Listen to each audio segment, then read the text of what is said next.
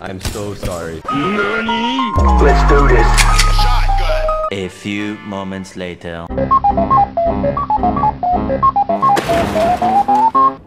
Hey everyone, Thordan Smash here, and today we're going to be talking about how in the very near couple of weeks we're going to start seeing some major changes to the way that the game actually plays in terms of Legends, buffs, and nerfs because, well, ALGS Championship will be over and finally they can, mess with the meta a little bit. But we're also going to give out 45 bucks in this video. All you gotta do is like, comment, subscribe, and a winner will be announced tomorrow. But without further ado, let's talk about some of the cool stuff that we can be looking forward to. So Season 18 didn't come with a whole bunch of buffs and nerfs, but there were some minor additions. One of the big ones to note was the fact the Select Fire came back on the Prowler. However, Respawn did let us know some additional information, such as the Select Fire will not be coming back permanently on the Prowler. However, they are exploring alternative ways that guns can work and how they can add more depth in the gameplay. And so it does seem like they are going to work on bringing the Select Fire back for other weapons. The notable one would be the Havoc. However, it is important to note that it could be interesting on other weapons, such as maybe even the Hemlock or even the Nemesis, but that would kind of just make it the Havoc. But it is interesting to think that they could continue to bring up new hop-ups like the Disruptor rounds that they did for the Peacekeeper and continue to experiment in different ways. Along with that, the Nemesis was put in the Crafter due to the fact that devs thought it was currently fine in the meta, but I do believe due to some other leaks that we have heard that once the ALGS Championship is over on September 12th, which is when we will be getting the next collection event and a bunch of new updates and buffs and nerfs, that the Nemesis will be put back into the regular loot pool, and there will be a slight nerf to go with it as the championship is no longer hinging on players using it. Another interesting fact is that an aim assist nerf is actually coming. It has been addressed by Respawn, saying that we're definitely looking at aim assist. We don't have any changes at this time, but it's definitely something we want to address. And once again, the reason for that kind of vague answer, in my opinion, is because they're waiting for the championship to end so that they don't mess with any of the pro players, and it is something that we could expect in the very near future, if not right around this collection event at the same time. I will say it is most likely only going to be on PC controller, but if they do anything with it on the console version of the game, I really hope that is when we see the next gen update to give players 120 frames per second, because nerfing the aim assist and keeping console players at 60 frames per second would be an absolute blow to the ability to even use crossplay in any kind of meaningful way. Slightly before we actually get the next collection event on September 12th for Harbinger, we're actually going to be getting a new lore dump. Some of you may have noticed this firing range in the door that is locked and that you cannot get into no matter what. We do know that this is going to be around Lifeline and Octane, who are seen having dialogue in the game right now, and it's my personal hope that this has something to do with a reborn character in the future. We do know that Octane is getting the brand new heist skin in the very near future. There isn't a date set on it yet, but it would make sense to kind of rework him just a little bit, as his kit is very outdated, at least in terms of team comp, and basically the new Reveant Reborn is just a better version of Octane. The other good alternative would be some kind of change to Lifeline. They've taken away her res shield. Newcastle, once again, is a newer character who does everything that Lifeline does, but just a little bit better, and kind of actually just took her kit. We do know that they are going to be doing more reborn characters, as Ashley Reed, the narrative lead, said that there are going to be additional in-game components going for the rest of 2023. This Lifeline and Octane door in the firing range is likely some kind of involvement into it, and I think it's actually a very cool concept that they're going to go back and actually fix a lot of the older Legends, with Reveant Reborn just being the first, and a lot more Legends getting worked on in the future after that. We've already started to see some of these updates. For instance, the computer node event from an inside source let me know was so popular that they're trying 100 different things right now with survival items, and several things have been updated in the engine and left out of the patch in case you didn't notice, such as the UI is different. The spectator should throw you off. It's not the same as it was a couple of days ago, and the kill feed was altered as well, with nothing in the patch notes mentioning it. In fact, there was this giant list of stuff found in the data mine files that you can see here, and a lot of people think it's for brand new weapons. There's like Grenade Black Egg, Grenade Flashbang, Handheld Breach, Boss Beam, Crowd Pusher. There's a ton of stuff listed there, but a source actually let me know that as far as they are aware, these are actually Legend abilities being tested as consumable items. It could be for a new game mode, PvE, or what they were, but there's also a grenade essentially that deploys a Gibby bubble. I'm not sure if that's the same thing that Kralrindo found in the files, but it very well could be, and that gets me a little excited that we might finally get some new survival items other than just the evac tower, or even new Legend abilities that are a little bit outside of just scan. Let me know down below, what do you think about some of the Legends getting major overhauls and changes, and what would you like to personally see? Also, don't forget to check out the second channel by my editor Novell, who does amazing Apex Legends content. And until next time, Legends, keep slaying the Outlands. I'll see you out there.